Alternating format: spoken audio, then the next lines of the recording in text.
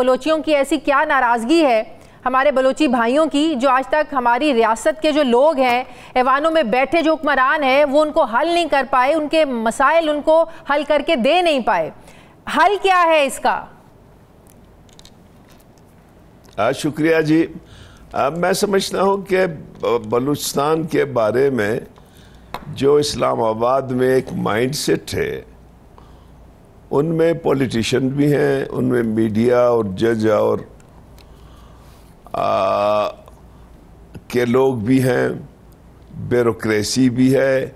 بنیادی طور پر بلوچستان کو وہ دو اینگلز میں دیکھتے ہیں. نمبر 1، وہ اس کی سیکیورٹی کو اہمیت دیتے ہیں کیونکہ ایران، افغانستان اور ساحل سمندر اس کے پاس ہے. بالکل. نمبر 2، بے تحاشا وہاں پہ مائنز، منرلز، گیس، تیل موجود ہے.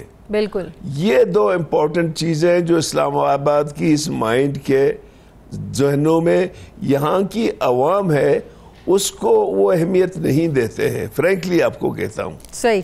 اب جب آپ عوام کو اہمیت نہیں دیتے ہیں تو عوام میں وقتاً فوقتاً ری ایکشن آ جاتا ہے. اور بلوچستان میں یہ پہلی انسرجنسی نہیں ہے، اس سے قبل 5 انسرجنسی ہوئی ہیں، لیکن یہ لمبا ترین انسرجنسی ہے.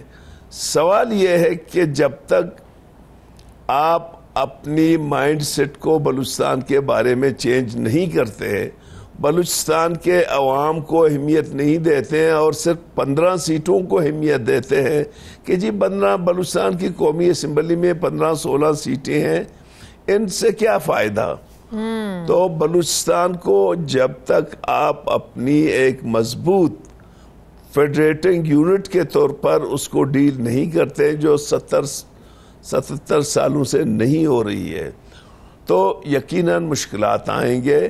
میں انسرجنسی پہ بعد میں آؤں گا، لیکن وہ عوامل کیا ہیں جو انسرجنسی کے سبب بنتے ہیں؟ 35 سال میں تو یہ انسرجنسی نہیں تھی.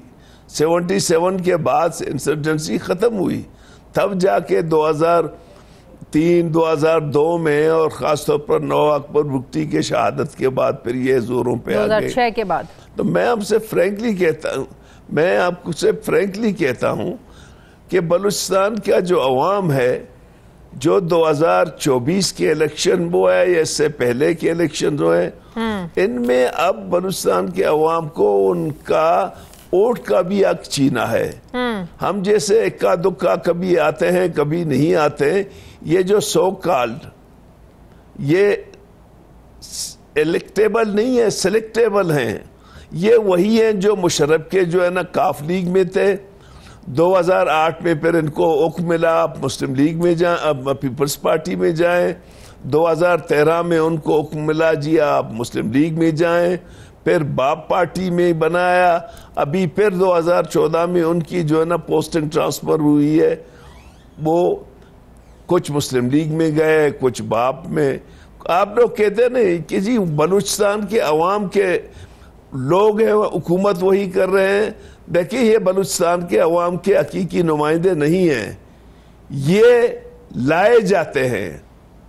اب ان کو اگر آپ یہ جب لائے جاتے ہیں عوام کے ووٹوں سے نہیں تو وہ عوام کی خدمت کیوں کریں؟ صحیح. یہی میں سوال کرنے لگی تھی. ایسے میں جب الیکشن پر کسی کا اعتماد نہ ہو، عوام نے جن کو چنا ہو ان کو پارلیمنٹ میں نہ بٹھایا جائے تو ایسے مسائل کا سیاسی حل تو نہیں نکل سکتا. نہیں، اس کا دیکھیں نا، یہاں پہ ہمارے لوگ جیسے مجھ جیسے ایک جمہوریت پسند پارٹی سے تعلق رکھنے والے لوگ اور میں عوام کو طاقت کا سرچشمہ سمجھنے والے لوگ، ہمارے ورکر ہم سے پوچھتے ہیں کہ جی اس الیکشن کا کیا فائدہ؟ جو جیتے ہیں ہم نے، آپ یقین کریں کہ ہمیں اس الیکشن میں اتنا خوار کیا. ہماری 10 سے 12 سیٹیں صوبائی اسمبلی میں آ رہے تھے، کم از کم 3 سیٹیں قومی اسمبلی میں. ہمیں ان لوگوں سے ہرایا گیا جو ایلینز ہیں، ان علاقوں سے ان کا کوئی تعلق ہی نہیں ہے.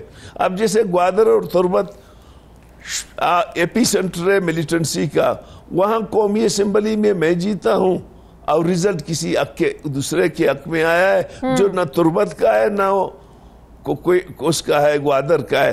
تو دیکھیں نا، بلوچستان کے عوام کو اہمیت دینا ہے، اس کی ووٹ کا احترام کرنا ہے. اس کے وسائل کا حال یہ ہے کہ گیس، صندوق، پی پی ایل، یہ تمام کے تمام مرکز کے پاس ہیں. ابھی یہ جو آپ لوگ کہتے ہیں نا گوادر پورٹ میں کیا ہے بلوچ کے لیے؟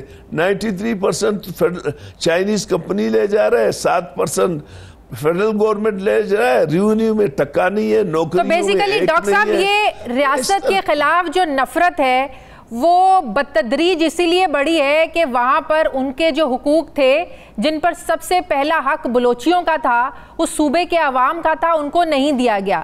آج جسے ہم دہشت گردی کہہ رہے ہیں، کیا آپ آج اسے ناراض ہونا یا ناراض بلوچوں، جس کو ہم کہتے ہیں کہ بلوچ ناراض ہیں ہم سے، آپ اسے دہشت گردی نہیں سمجھتے یا آپ یہی کہتے ہیں کہ ناراض لوگ ہیں؟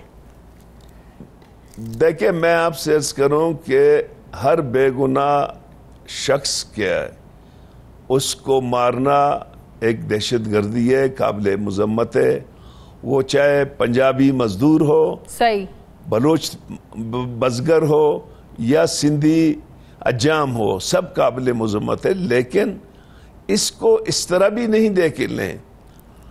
اب آپ 22 سال سے ایک آپریشن کر رہے ہیں، اور نواب اکبر خان کی شہادت کے بعد آخر آپریشن سے پھر حالات کیوں ٹھیک نہیں ہوئے ہیں؟ آپ یہاں ڈیولپمنٹ کے حوالے سے کوئی رسپانس نہیں ہے. یہاں لوگ بے روزگار ہیں.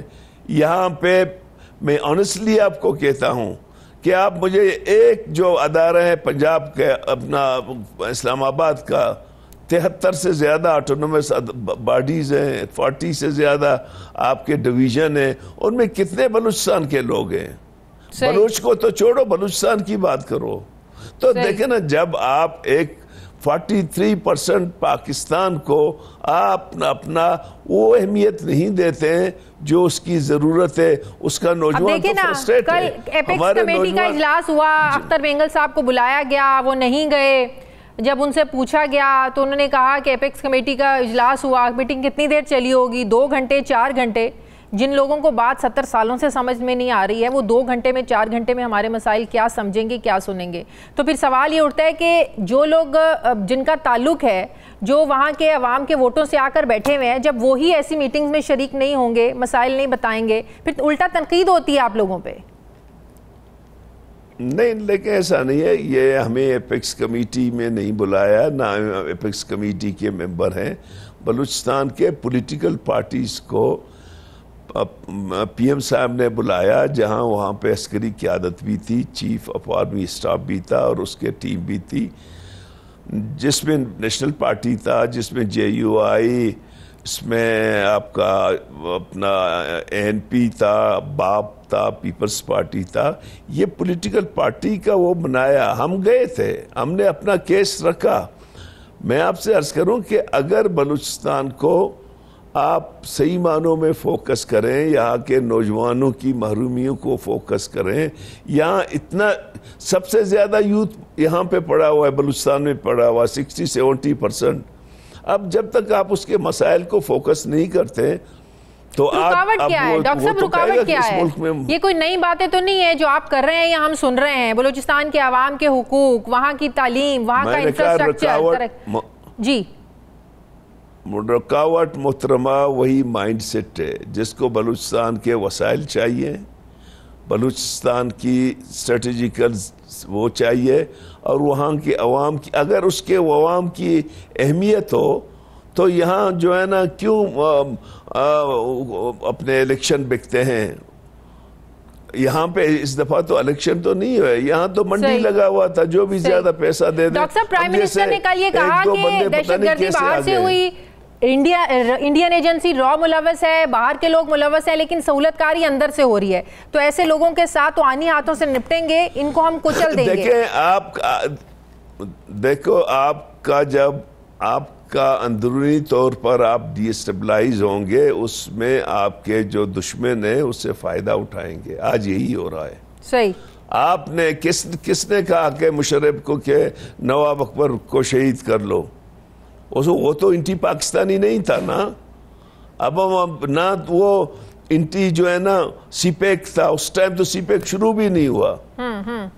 لیکن چیزوں کو اگر آپ ٹھنڈے مزاج سے نہیں دیکھتے اس پر جنرل مشرف صاحب تو چیزیں خراب. ان کا ہمیشہ یہ موقف رہا ہے کہ جب یہ سوئی گیس پائپ لائنوں کو اڑائیں گے، جب یہ دھماکے کریں گے، جب یہ عدم استحکام پھیلائیں گے، جب یہ علیحدگی کی بات کریں گے، تو ہم تو اجازت نہیں دیں گے. ایسے لوگوں کو ہم کچلتے آئے ہیں اور ہمیشہ کچلیں گے. یہ جنرل مشرف صاحب کی سوچ تھی.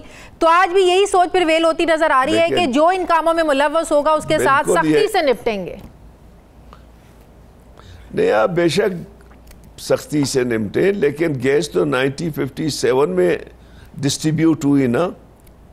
مشرف کو کیوں یہ خیال جو ہے نا 2002 میں آیا کہ ہم جو ہے نا ان کو، یہ تو گیس کی پروٹیکٹر ہی نواب اکبر خان بگٹی تھے 1957 سے.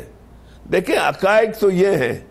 اب مشرف اپنی غلط پالیسیوں کو جسٹیفائی کرنے کے لیے کہتے گیس، اب آپ اس سے کوئی پوچھے یہ 57 سے کیوں ان کو اس کے پائپ لائن بس نہیں ہو رہے تھے. تو ہم جو سمجھتے ہیں، دیکھیں جی، بلوچستان کے حاکمیت کو مانو، بلوچستان کے سائل وسائل بلوچستان کے ہاتھ میں دے دو.